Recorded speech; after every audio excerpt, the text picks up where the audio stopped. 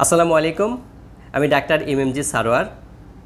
আজ আমি আপনাদের সাথে আলোচনা করব একজন সুস্থ স্বাভাবিক প্রাপ্তবয়স্ক মানুষের দৈনিক ঠিক কতটুকু পানি পান করা উচিত এবং কখন পান করা উচিত, কিভাবে পানি পান করলে এটা শরীরের জন্য ভালো হবে।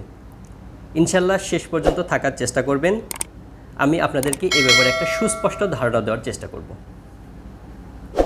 আপনারা জানেন, অনেকবার শুনেছেন যে একজন সুস্থ মানুষের 2 লিটার অথবা 3 লিটার অথবা 8 গ্লাস অথবা 10 গ্লাস পানি পান করা উচিত।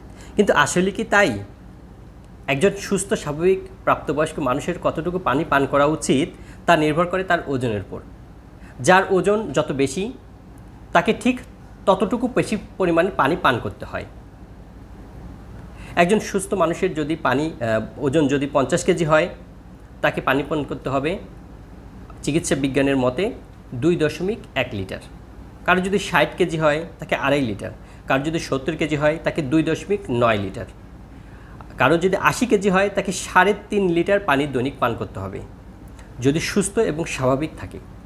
আর বাকি অংশটুকু আমি ডেসক্রিপশন বক্সে দিয়ে দিব, আপনারা ওখান থেকে দেখে নেবেন আপনার ওজন অনুযায়ী আপনার কতটুকু পানি পান করতে হবে।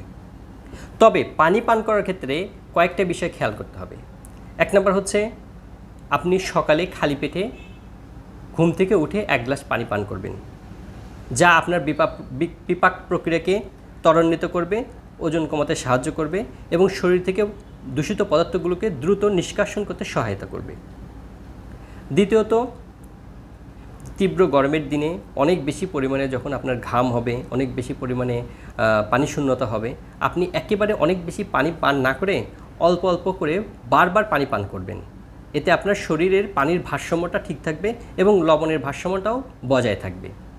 তৃতীয়ত, আপনি যদি ব্রেস্ট ফিডিং মাদার হয়ে থাকেন তাহলে বাচ্চাকে দুধ খাওয়ানোর পূর্বে অবশ্যই 1 গ্লাস পানি পান করে নেবেন।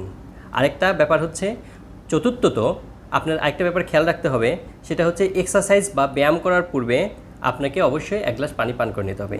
কারণ ব্যায়ামের কারণে আপনার শরীর থেকে যে ঘাম বের হয়ে যাবে, এতে আপনার পানি শূন্যতা হওয়ার একটা সম্ভাবনা তৈরি হয়, আর এই পানি পান করলে সেই সম্ভাবনা থেকে আপনি মুক্তি পাবেন। পঞ্চমত, খাবারের 15 থেকে 30 মিনিট পূর্বে 1 গ্লাস পানি পান করলে এটা আপনার খাবারের চাহিদাটাকে কমিয়ে দেবে, ফলে ওজন নিয়ন্ত্রণ করতে বা ওজন কমাতে এটা অনেকটা সাহায্য করে। আমরা এতক্ষণ আলোচনা করলাম পানি কিভাবে আমাদের শরীরের উপকার করে।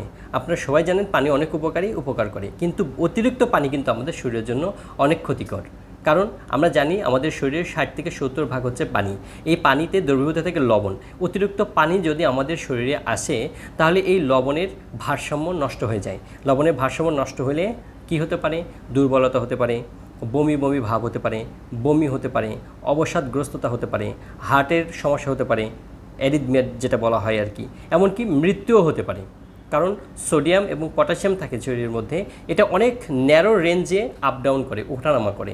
যদি আমরা শরীরে অনেক বেশি পরিমাণে পানি খেয়ে ফেলি, দেখা গেছে সোডিয়ামের পরিমাণটা অনেক কমে গেছে, পটাশিয়ামের পরিমাণটা অনেক কমে গেছে, তাহলে শরীরের যে অ্যাক্টিভিটি, হার্টের যে অ্যাক্টিভিটি, শরীরের আদার অঙ্গ প্রত্যঙ্গের যে অ্যাক্টিভিটিগুলো আছে সেগুলো বন্ধ হয়ে যায়, সেগুলো অচল হয়ে যায় বা দুর্বল হয়ে যায়। তো আমাদের সাথে শেষ পর্যন্ত থাকার জন্য আপনাদের সবাইকে অনেক ধন্যবাদ। আশা করি নিয়মগুলো মেনে চলবেন এবং সুস্থ থাকবেন।